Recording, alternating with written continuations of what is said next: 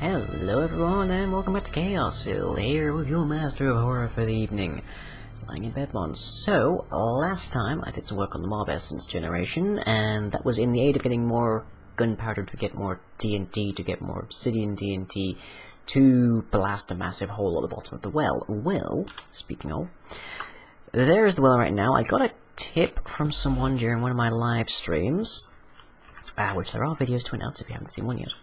That the reason that this was getting torn apart, which I've largely repaired, so that block right there, was because of unloaded chunks, effectively. So, to that end, I've taken the chunk loader actually out of the cabin, and I put it down here.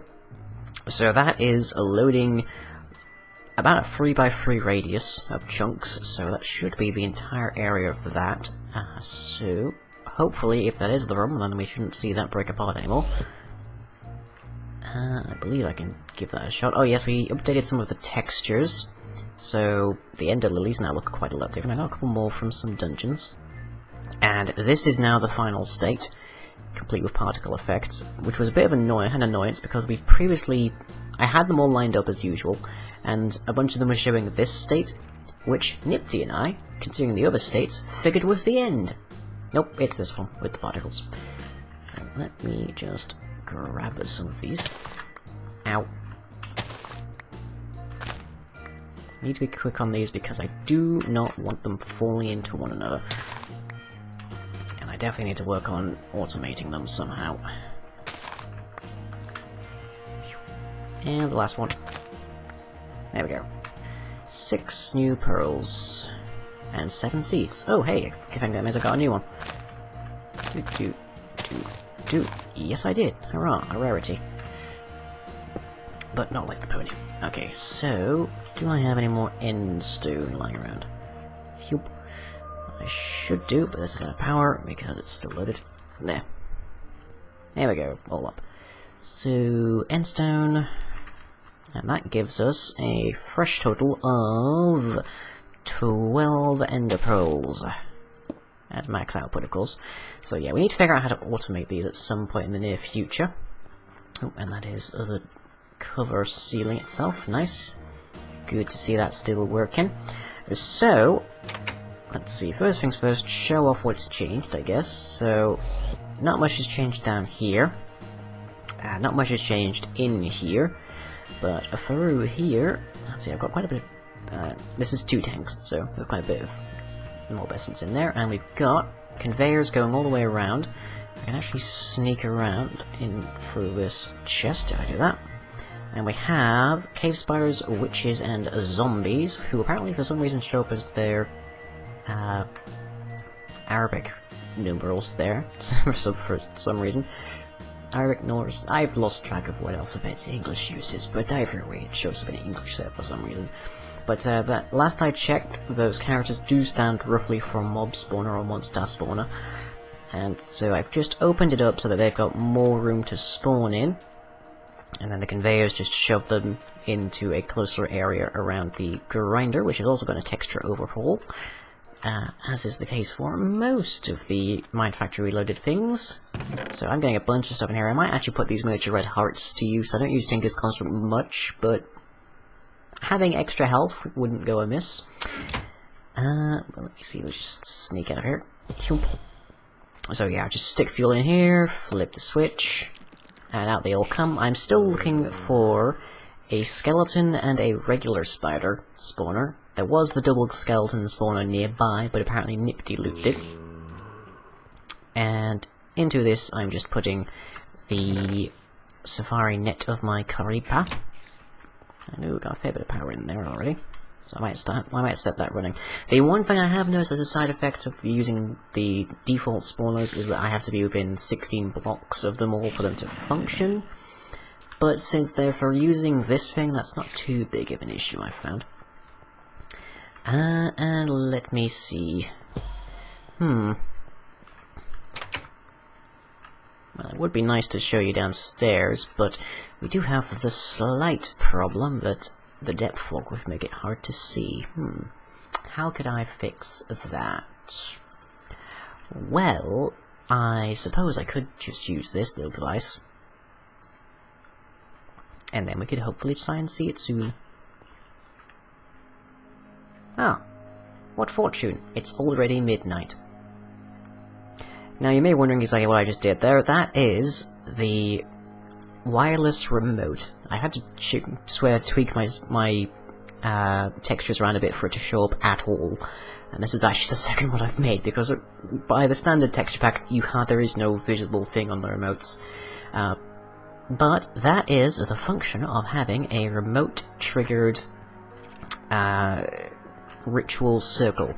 So if I sneak back through here, this, by the way, has now power of 3130, and through here we have a puppet shelf, just for safekeeping, around an interesting looking ritual circle.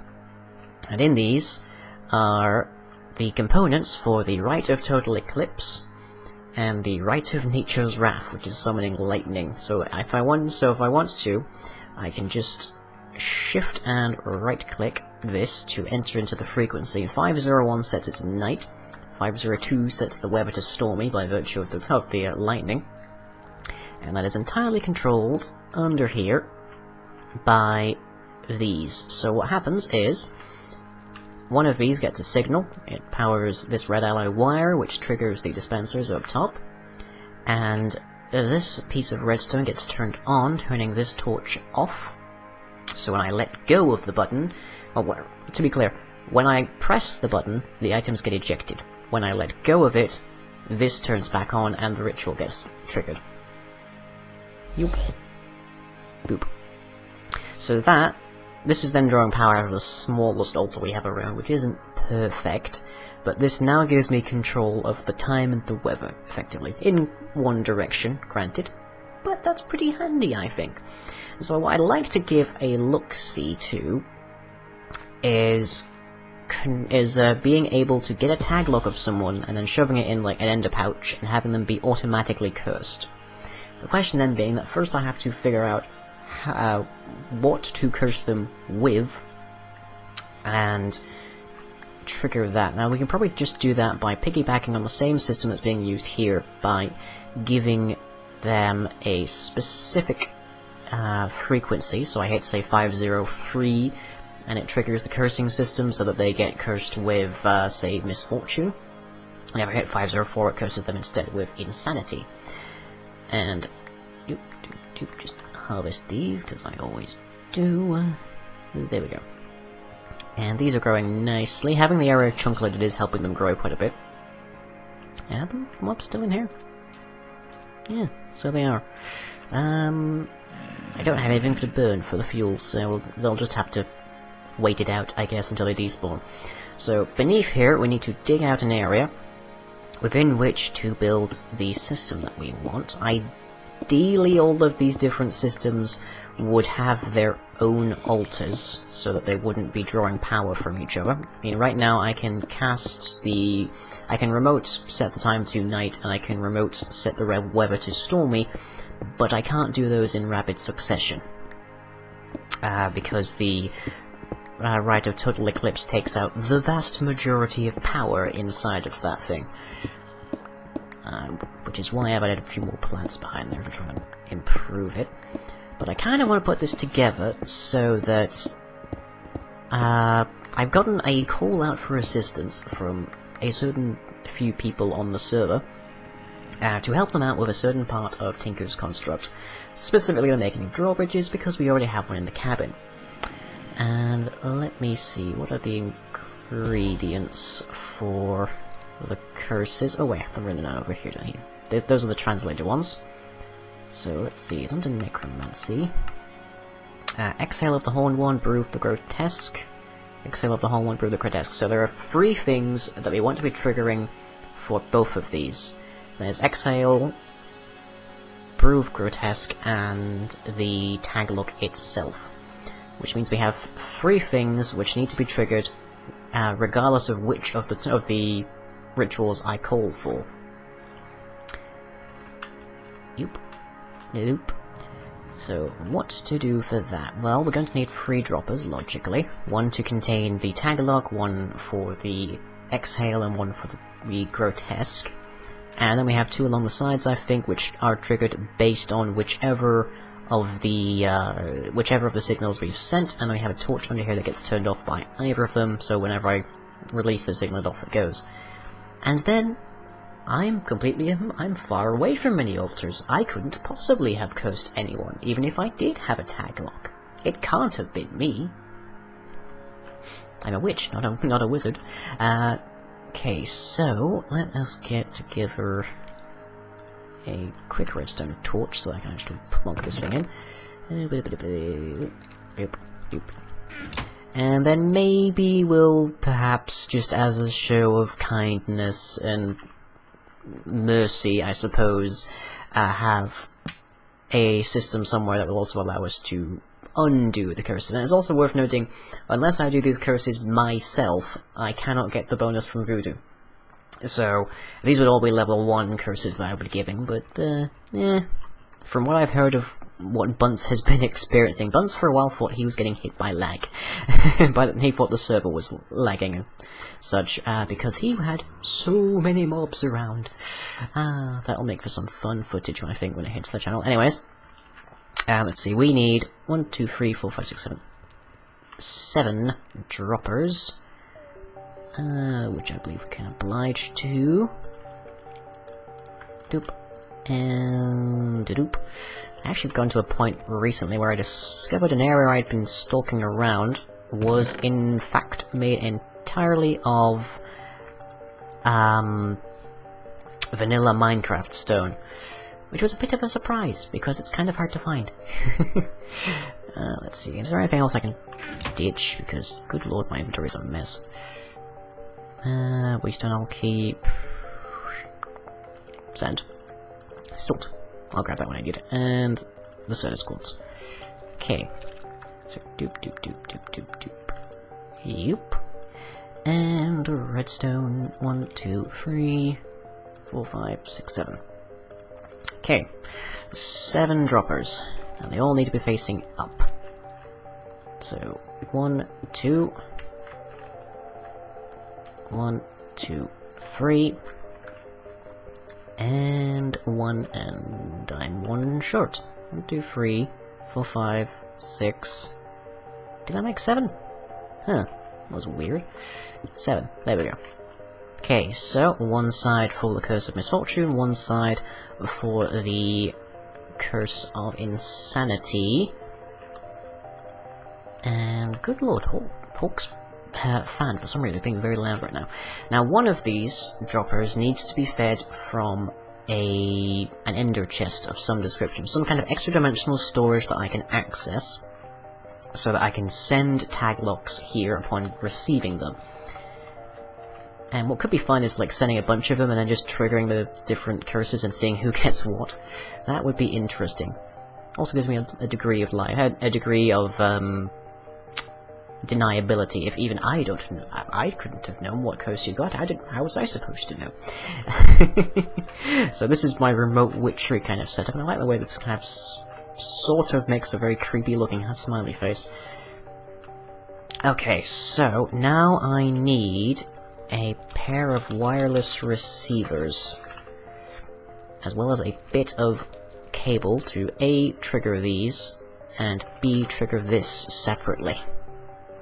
So, either a signal to either of these needs to trigger this, but a signal to this shouldn't trigger this. So we need one-way signaling, basically. Which is possible. I think we can manage it. Let me see if I can... Well, first, sort my inventory. Do that, okay, so... Put wires on there. And down there, we can have our receivers in there. The dot of redstone in between them will turn that off. And then... The trouble here will be triggering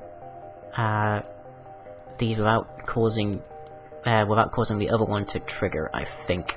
That'll be the trick, the hard part, as it were. But let us hop out of here, okay?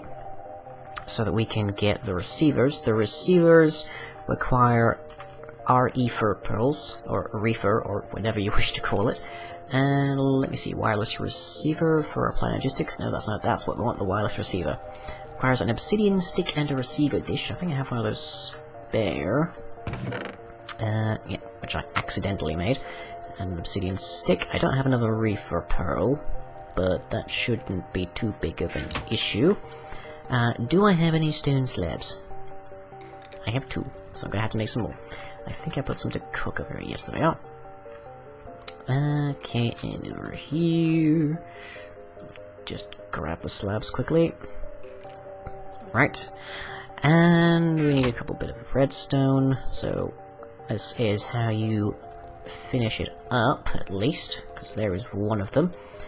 And, let's see, to make the receiver dish, which is your main thing, you need the wireless transceiver and a stone bowl, and you need an obsidian rod and a reefer pearl. Reefer pearl is that. Kind of expensive, so I was a little miffed when I discovered I'd somehow lost one. Okay, and let's grab some of that. I actually have been getting a fair bit of glowstone and redstone and such from the witches inside of the mob essence chamber, which is a nice little side effect of our efforts to ensure that we get as many mobs in there at a given time as possible, because we'll reap the rewards of having all of them in there. And I need a couple of obsidian. And we stick that on there to get a transceiver. And stone gets us a stone bowl. And that gets us another receiver dish. So let's do that again. Okay, so that gets us our second receiver. So now, we can tell these things to trigger. This is basically identical to the system that presently runs the weather and the time. So let's set these for 503 and 504. And now we also need to get it to trigger... we need either of these to trigger this, but not the other one. I think possibly the best way we could do that would be to run a repeater from here and have that trigger these. But I also need to make sure that I can actually feed that's at least one of these from an extra dimensional system. So let me let's grab the siltstone again. Already, let's grab the netherrack, because that seems more appropriate for this room anyway. With its rolling textures and such. Okay, so if I put this along like so... doop, doop, doop. I can still hear that zombie. Okay, so if I run the wires along here, then... maybe about along the top, I'm not sure. Basically, it's key on getting one-way power out of these systems, and this way is the easiest one, because I only need the one repeater for it. Pick that up a sec. Okay, so if I have a chest, like an ender chest of some kind here, then I can have like the item translocators in there to pull anything out as quickly as they can. Need out. Yep. Oop. Oop. Oh, come on, this can't be that difficult. I'm just trying not to get hurt when I'm doing this. There, that'll do. Okay, so... what am I in need of? I need to remember where my remote is, for one thing. Okay, so if I trigger... let's see, 503... we can see this working. And I'll just give it some random junk to dispense. Doop doop. 503. Okay, so it's now remote 503. So, hold it right click.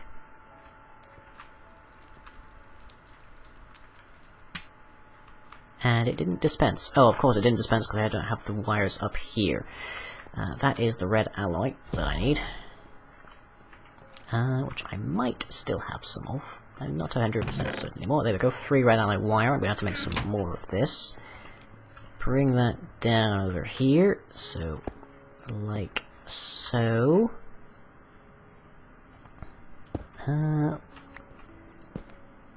Not 100% certain how I can do this now, actually. Because